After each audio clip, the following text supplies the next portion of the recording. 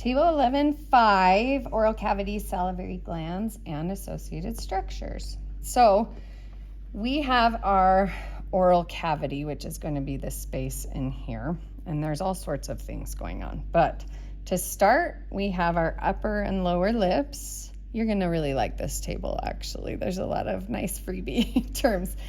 And then within there, we have a little stringy thing that hangs right here. We're not going to see this on a model, but you can feel it if you take your tongue between your teeth and your lips and push up. You should feel a little stringy thing right there. That's our superior labial frenulum. And same with the bottom. You should feel a little stringy thing down there. That's our inferior labial frenulum.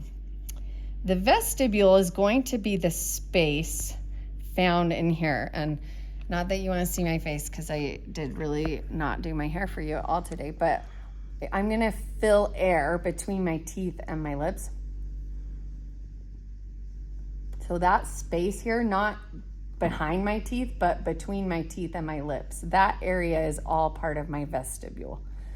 So that's the space we're talking about. Our teeth, another happy one. Gingiva, we're not going to see this on a model, but that's our gums. And then we've already done these, so this is a repeat, but here's our hard palate, made up again of palatine bone and palatine process of maxilla. Here's our soft palate, and the soft palate is the muscular part. Do you guys see that right there? Our soft palate is something that we can control by skeletal muscle. And then extending, we have some soft tissue extending away from the soft palate right here. That's not muscle, called the uvula, which is not something we can move or control. Here's our tongue. And then underneath our tongue, again, something I can't show you, but underneath your tongue, if you go look in the mirror and lift your tongue up, you should see a stringy thing under there. That one's called the lingual frenulum. So really similar words, labial frenulum, superior, inferior, lingual frenulum. Lingual tongue, labia, lips. So just make sure you keep those two L words separate from each other. Now we have some tonsils, and these tonsils you've probably heard talked about. If you've had your tonsils removed, usually the tonsil we're talking about is this guy right here, and that's called the palatine tonsil, and you have two of them. So this is bilateral.